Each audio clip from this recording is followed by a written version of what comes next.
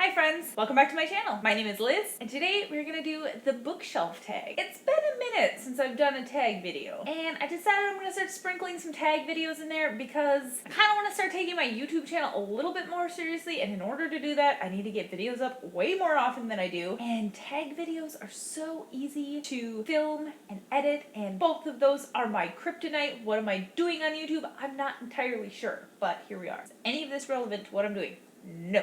So today we are doing the bookshelf tag. Shelf tag? Yes, it's the bookshelf tag. I'm not sure where this tag originates from. If I find that out, I will link that down below. I found this tag from watching one of Murphy Napier's videos. If you don't know who she is a booktuber over on BookTube. I guess BookTube is that way. So if you're looking for BookTube, go that way. You'll notice that I'm gonna start sprinkling in some BookTube content in here as well. I love all things books. I love writing them, I love reading them, so that's what my channel is gonna start focusing on, okay? It's not just gonna be AuthorTube content. We're gonna have some BookTube content in here too. If you don't like it, I'm sorry. This channel's for me. So let's get into the tag. First question is a doozy. Interjection much? I don't know why I decided this tag specifically, because all of these questions are gonna be really hard for me to answer because I don't have a regular bookshelf like most people do. How many bookshelves do you have? Zero. I have 0 bookshelves in the sense of a bookshelf. I have these things that I put up above my desk and I hold books. I don't have like your classic looking bookshelf that holds a bunch of books. I don't have that. I have an Audible bookshelf. I live in a garage. When we build our house, I will have the most immaculate bookshelf full of all of my favorite books. But until that happens, my books kind of sit on the floor in storage while we're waiting to have a house that I can put a bookshelf in. Oh, I do have a bookshelf at work. I brought a lot of my books to work to leave on a bookshelf there in case anybody wants to read them while I wait for my beautiful bookshelf that I'm going to build someday. How do you organize your books? I don't have a bookshelf. I organize my books. Let's see. Everything on my shelves back here are books that I reference or might reference often, except for like these ones here. I don't know, I put them there as something to put my skull on top of. And then those books up there are all of my scrapbooks, journals. Yeah. The bookshelves, my Audible bookshelves are all organized by genre. So I have like writing craft books, I have thriller, I have contemporary rom-com, and then all the books that I am holding on to and keeping until I have a bookshelf to put them on just sit on the floor like this. How many books are on your bookshelves, or how many books do you think you have? Well, in the sense of physical books, not many. I have, well, let's count these. I have 1, 2, 3, 4, 13, 14, 15. Oh, 16. I have a dictionary up there. I have 16 behind me. I've got a handful of them over there, and I've got a handful of them at work. I probably have maybe 50 books in the physical sense. In Audible, let's see how many I have in Audible. Let's see. Library. 83. I have 83 books in my Audible. I don't like ebooks. I don't like reading the ebook format, so I don't have any of those. So the only like books on my phone are from Audible. I do use Libby a lot, so I've read a lot of books from the library. I've also read a lot of books from the library, like physical books from the library. So I don't own a lot. The only books that I plan on putting on my future shelves are books that I absolutely love and plan to read again, or might want to borrow to somebody because they're that good. What is the oldest book on your bookshelf? Now that depends. That depends on what is meant by old. Because I have this dictionary. It's a beautiful dictionary. And let's see. There's a copyright in here somewhere.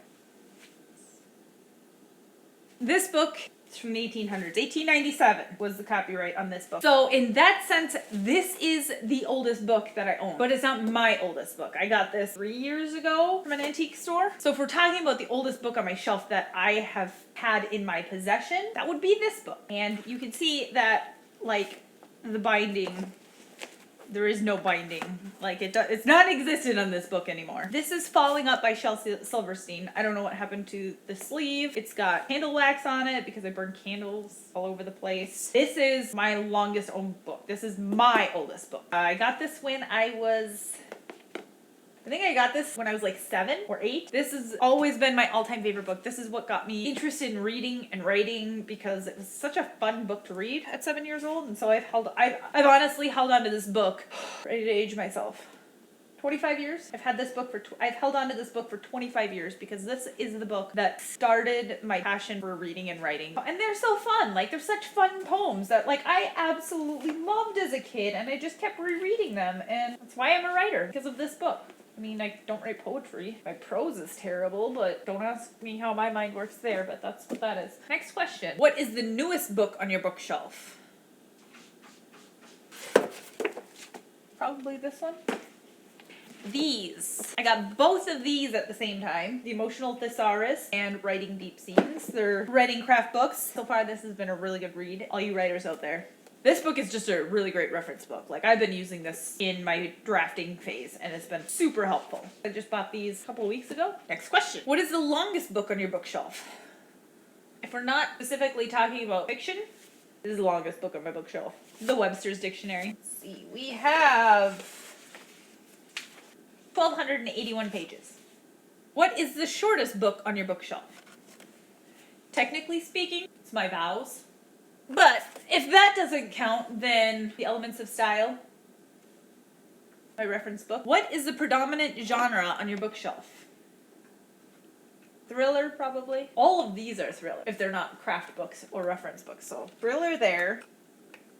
I think most of my, like, YA is at work, because I don't read those so much. So I have some YA contemporary. Let's see. Craft. Honestly, craft. I have a lot of writing craft books. And then after craft, I'm looking at my Audible now. After craft would definitely be thriller. Some of these, I mean, like Stephen King's, what's the series Jason likes? What the hell's the series called? Dark Tower series. Technically that's fantasy, but also thriller. So I guess out of, like, all of the overlaps, thriller. Have you done a bookshelf tour? I filmed a bookshelf tour once upon a time. I don't think it ever saw the light of day, but if I have a clip of one, I will fill it in right now.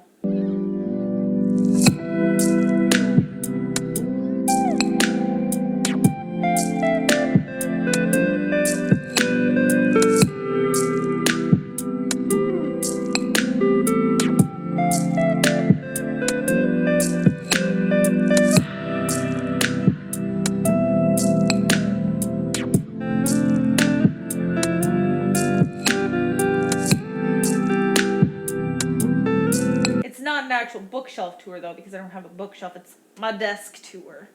Does that count? Go on a random number generator and talk about the book that corresponds to that number. I don't really know what that means. If I were to number all of these, all of the books in front of me here, which I think I counted 16. So result is 6. Number 6. 1, 2, 3, 4, 5, 6. The Silent Patient. Good book. Is that all I have to say? This is a book that I read audiobook version through the Libby app, so it was borrowed from the library, and I loved it. So I bought myself a copy. Let's see here. What can I tell you about The Silent Patient? The Silent Patient is a psychological thriller that follows psychotherapist Theo Faber, who is trying to help one of his patients, Alessia Berenson is her last name, who no longer speaks. He is silent. Supposedly killed her husband and has been silent ever since. Hasn't spoken a word. And so he's trying to kind of find out more about her and help her in the mental hospital. Good book. I recommend it, and that's why that is sitting on my shelf. Do you have any fan merch or any other decorations on your bookshelf? Fan merch? No. I don't think I've ever bought fan merch from a book that I love. That's a lie. I probably had a lot of Harry Potter. I did have a lot of Harry Potter stuff back in the day. Now, mostly because, like, I read books from the library, and so if I fall in love with a book, I like to honor that book by buying the book and putting that on my shelf. So I don't have any, like, merch, like book merch. I don't have, like, bookmarks. I don't have Funko Pops. I don't have fan art or anything like that. But I do have knickknacks. I have a lot of knickknacks. I like knickknacks.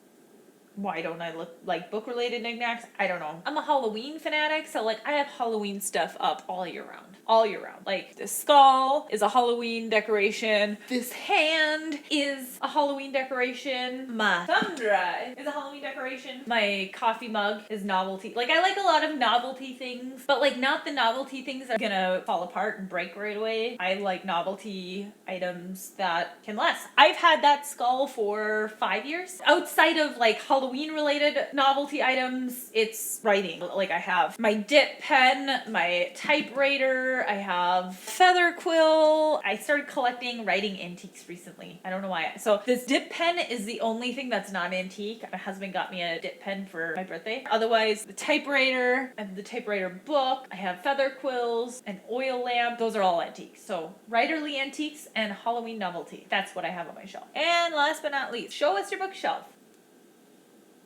Here it is. So that's all I have for you today, friends. I hope you liked this video. I hope you learned a little bit about me based on what I keep on my bookshelves, and let's see what you have on your bookshelves. I'm gonna tag a couple of you down below, so show me what's on your bookshelf. I've never actually tagged anybody in these tag videos before. I've just done them, but today I want to tag some people. So first of all, I want to tag Reading in Retail because she has gorgeous bookshelves that I'm very envious of, and she's all about spreading the love over on her channel. So I'm gonna tag her. I will link her down below. Go find her. Go give her some love. Who else am I gonna tag? I'm gonna tag Moon Petrie because I don't think I've ever seen her bookshelf, and I'm curious what she's got on there. So Moon, I'm gonna tag you. And ooh, a new friend I made, Faatima Rose. Faatima, I'm gonna tag you. So I will link you all down below. Everybody go check out their channels. They are super fun, creative people over in the booktube and authortube world. And I will see you all in the next one.